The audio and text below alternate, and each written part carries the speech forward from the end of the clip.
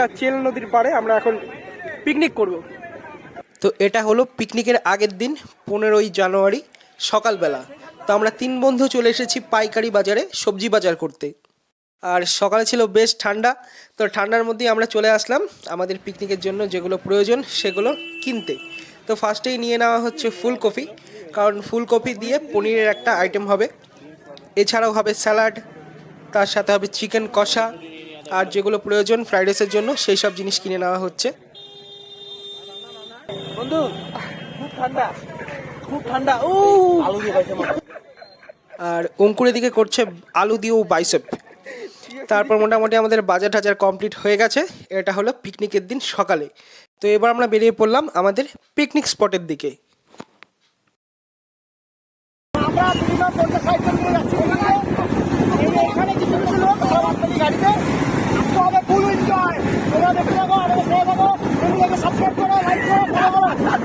ধন্যবাদ ভাই, ধন্যবাদ।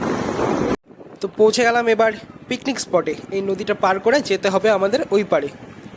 তো এটা একটা বড়ই নদী, কিন্তু এখানে কোনো ব্রিজ নেই। একটা বাঁশের সাঁকো করা আছে যেখানটায় বাইক গাড়ি গেলে ওরা টাকা নেয়। এর আগে যখন আমরা এসেছিলাম তখন বাইকের সম্ভবত 30 টাকা করে টিকিট দিয়েছিলাম। তো এবার আর জল নেই নদীতে, তাই টিকিটের কোনো গল্প নেই। সবাই নদী পার হয়েই আমরা চলে আসলাম আমাদের এই পিকনিক স্পটে। তো জায়গাটা দেখে নাও কি সুন্দর। আজকে আমাদের হাইব্রিড নেশন জিমের তরফ থেকে পিকনিক, সবাই মিলে আমরা চলে এসেছি এটা চেল নদীর পাড়ে। আমরা এখন পিকনিক করব। আর এই যে আমাদের গ্যাং, তো গাড়িতে করে এনেছিল বক্স আর যা যা লাগে প্রয়োজনীয় জিনিস, তো সবাই মিলে এখানে নামিয়ে নিচ্ছে।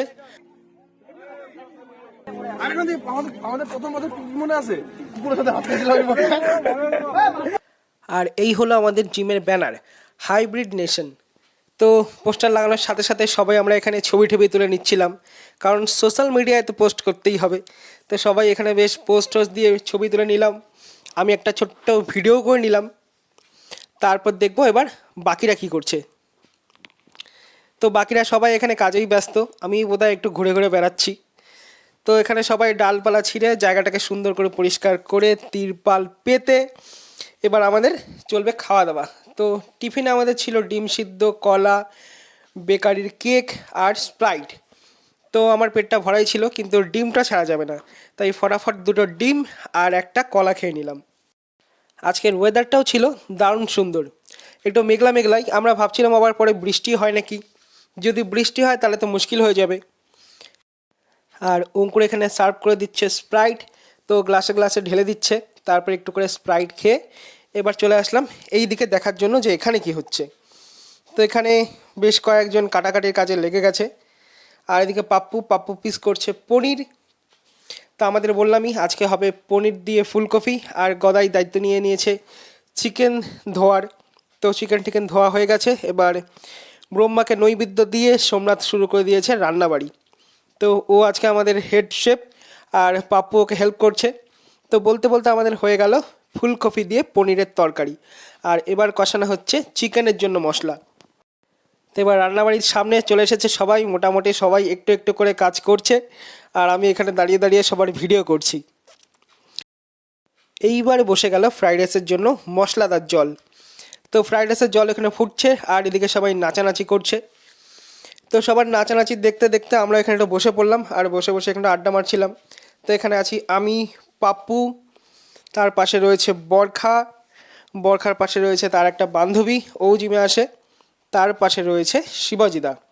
তো সবাই মিলে আমরা এখানে বেশ কিছুক্ষণ গল্প টল্প করে তারপর ভাবলাম যাই আশেপাশে একটু হেঁটে আসি, কারণ জায়গাটা বেশ সুন্দর আর এখানে হাঁটাহাঁটি করতে ভালোই লাগছিল। তো এর আগেও আমরা এখানে ঘুরতে এসেছিলাম, তখন এই যে বাসের ব্রিজটা, এটার উপর দিয়ে আসতে হয়েছিল, তার জন্য 10 টাকা করে টিকিট নিয়েছিল। আর এবার তো নদীতে জল নেই, তাই আমরা নদীর উপর দিয়ে চলে আসলাম, শুকনা নদীর উপর দিয়ে। এই হলো সেই বাসের ব্রিজ। এর আগের এটার উপর দিয়ে আমরা এসেছিলাম, কিন্তু এটার অবস্থা এখন খুবই খারাপ। এটা দিয়ে হাঁটা যাবে কিন্তু বাইক ঠ্যাক কিছু উঠানো যাবে না, আর নদীর জল তো প্রায় শুকিয়েই গেছে। আর আরেক পাশে করা হচ্ছে কৃত্রিম ফরেস্ট। তো এখানে প্রচুর গাছ লাগানো হয়েছিল। তো বলতে বলতে হয়ে গেল আমাদের রান্নাবাড়ি। তো ফার্স্ট ব্যাচেই বসে পড়েছি খেতে, অন্যান্য বার দায়িত্বেই থাকি রান্নাবাড়ি করে সবাইকে খেতে দিয়ে বাসন মাজা পর্যন্ত, কিন্তু এবার কোনো কাজই করিনি। আশেপাশে ঘুরে ঠুরে বসে পড়েছি খেতে। এটা রিলসে যাবে। হ্যাঁ, আর আমাদের বলা হয়েছিল 5টা টেবিলের কথা, কিন্তু ভুল করে দিয়ে দিয়েছে 2টা টেবিল, আর চেয়ার ছিল 30টার মতন। কিন্তু যাই হোক, পিকনিকে এসে নিচে বসে খাওয়া দাওয়ার মজাই আলাদা। তো সবাই মিলে বসে পড়েছে নিচে, আর আমি টেবিলেই বসেছিলাম কয়েকজন বন্ধুরা মিলে। আর যাদের নিচে বসতে অসুবিধা হচ্ছে তারা চেয়ার নিয়েও বসেছিল।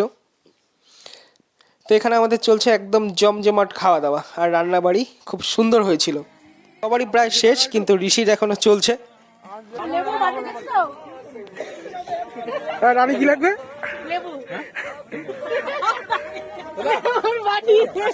সর্বনাশ। তো এটা আমাদের লাস্ট ব্যাচ।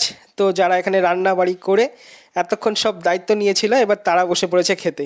আর ভিডিওটা কেমন লাগলো অবশ্যই জানিও, আর দেখার জন্য তোমাদের অনেক অনেক ধন্যবাদ।